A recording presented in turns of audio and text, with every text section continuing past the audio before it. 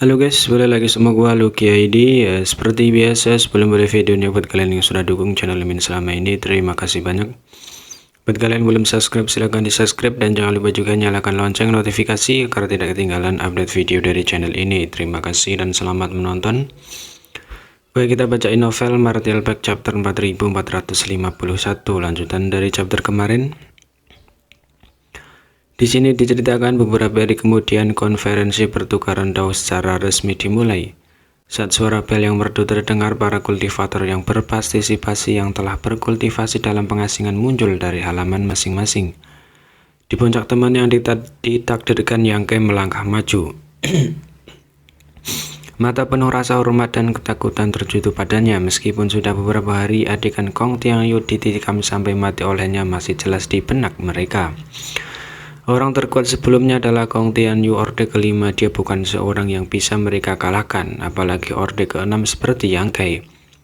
Seekor bangau di antara ayam. Sebelumnya mereka khawatir Yangke akan memulai pembantaian di puncak teman yang ditakdirkan dan melenyapkan lawan-lawannya.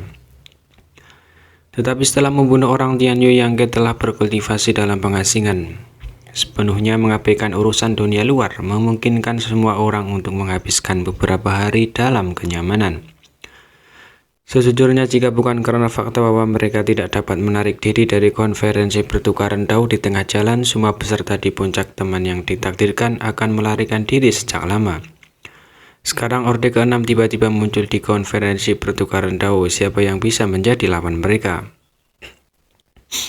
Daripada tinggal di sini dan dipermalukan, akan lebih baik untuk pergi sesegera mungkin untuk menyelamatkan muka. Namun ini adalah pertukaran dao surga Yin Yang, dan karena mereka berpartisipasi, siapa yang berani mundur di tengah jalan? Konsekuensi dari tidak memberikan wajah apapun kepada surga Yin Yang sangat serius. Lu Jing datang untuk menyambutnya. Yangke sedikit mengangguk dan melihat ke langit, di mana seorang wanita dengan sosok anggun dan pakaian terbuka berdiri di udara. Rok pendeknya tidak bisa menyembunyikan sosoknya yang memikat. Dan ketika angin bertiup, orang bisa samar-samar melihat pemandangan indah di bawah roknya. Kultivasi wanita itu tidak tinggi, hanya di tahap open heaven Orde ketiga. Namun matanya sangat lembab dan mata bunga bersiknya hampir meneteskan air.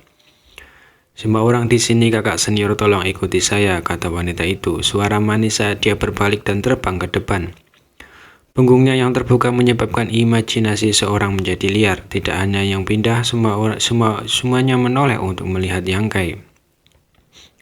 Tidak sampai Yangke yang pertama mengikuti, yang lain mulai bergerak. Sekelompok selusin orang terbang menuju dunia luar Yin Yang Heaven dan segera memasuki kehampaan yang tak berujung.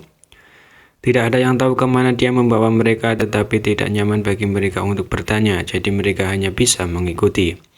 Setelah terbang selama sekitar 1 jam, dunia semesta yang besar tiba-tiba muncul di depan mereka. Ukuran dunia semesta ini luar biasa, dan dari kejauhan medannya sangat kompleks, seolah-olah lingkungannya cukup keras. Seluruh dunia tertutup lapisan kabut abu-abu.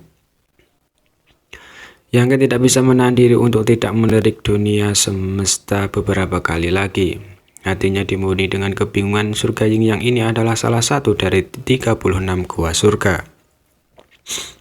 Jadi bagaimana mungkin ada dunia semesta seperti itu di wilayahnya? Menurut kemampuan Yin Yang Heaven, seharusnya tidak sulit untuk mengubah lingkungan alam semesta ini. Pasti ada alasan kenapa jadi seperti ini. Di luar dunia semesta, sebuah istana besar membentang melintasi kehampaan seperti raksasa.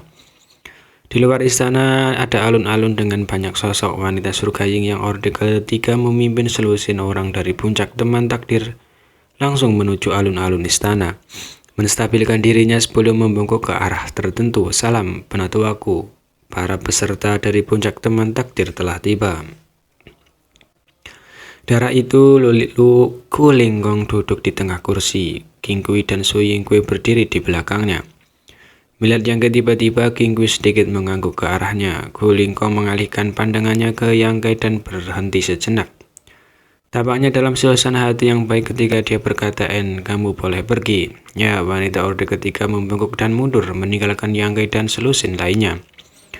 Yangke melihat sekeliling dan menemukan bahwa ada sekelompok besar kultivator berkumpul di alun-alun ini. Setidaknya ada 300 atau 400 dari mereka.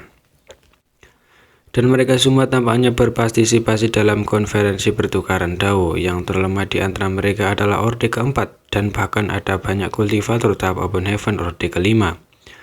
Orang-orang yang berkumpul di sini seharusnya seperti peserta puncak teman takdir yang sebelumnya ditempatkan di puncak roh, tetapi sekarang telah dibawa ke sini.